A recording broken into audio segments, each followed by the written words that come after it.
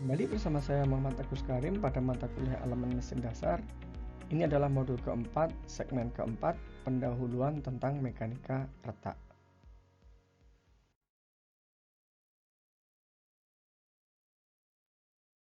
Mode retak itu biasanya ada 3 jenis.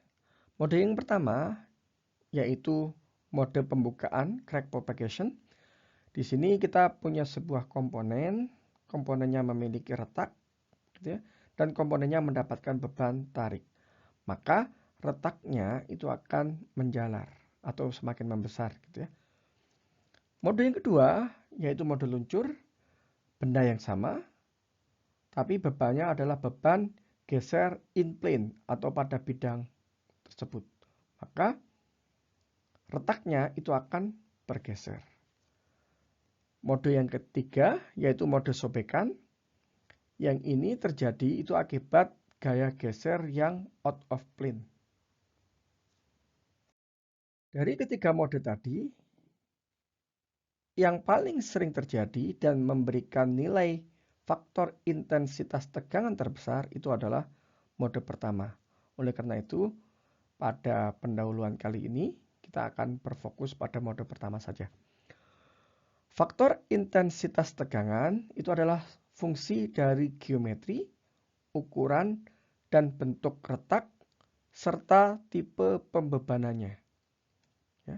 Untuk berbagai beban dan konfigurasi geometri, nilai faktor intensitas tegangan itu diberikan oleh rumus ini, yaitu beta dikalikan dengan sigma akar dari Pi dikalikan dengan A, di mana beta adalah faktor modifikasi intensitas tegangan, sigma adalah tegangan nominalnya, dan A adalah panjang retaknya. Ini salah satu grafik untuk nilai beta. Retaknya lokasinya di sini, mendapatkan beban tarik, maka nilai betanya bisa dicari dari grafik ini. Gitu ya. Ini mirip dengan saat Anda mencari nilai konsentrasi tegangan. Yang pertama kita mencari rasio A dibagi dengan D-nya, dan juga rasio D dibagi dengan B. Seumpama rasio A dibagi D-nya 0,6, D dibagi B-nya 0,2, maka betanya itu di titik ini kira-kira 1,15.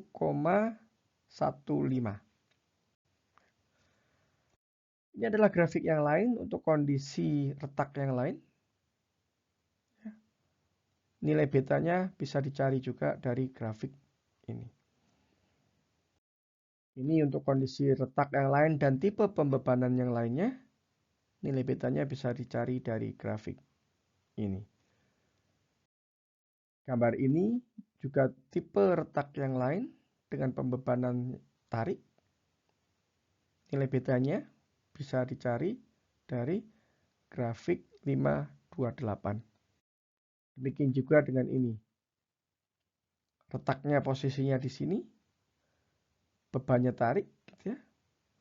Nilai betanya berapa? Bisa dicari dari grafik ini. Demikian juga yang ini. Ini kita punya sebuah pipa gitu ya. Ada retakan di situ. Maka nilai betanya bisa dicari dari grafik 530 ini. Oke, sekarang kita belajar tentang fracture toughness. Saat nilai stress intensity factor mode 1 mencapai titik kritis K1C, maka crack propagation akan terjadi. Jadi retaknya itu akan menjalar. Nah, faktor critical stress intensity itu adalah sifat material.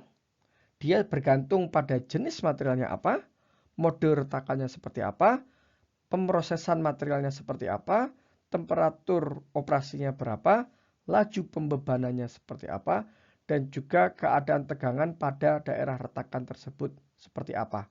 Apakah dia tegangan bidang ataupun regangan bidang.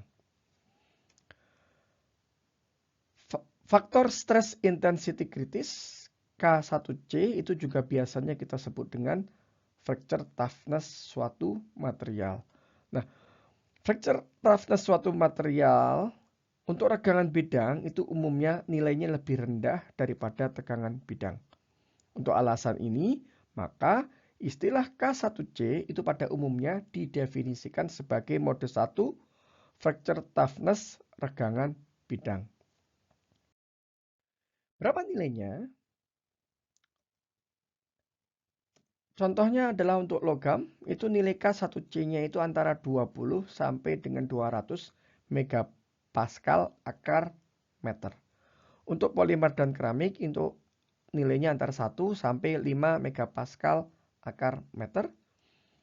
Untuk baja 4340 yang yield strength-nya berkisar antara 800 sampai dengan 1600 megapascal, nilai K1C-nya itu akan turun dari 190 menjadi hanya 40 megapascal akar meter saja.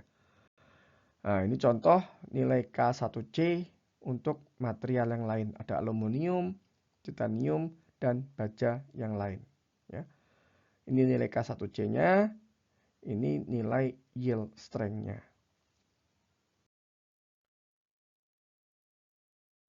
Ini adalah akhir dari segmen keempat modul keempat.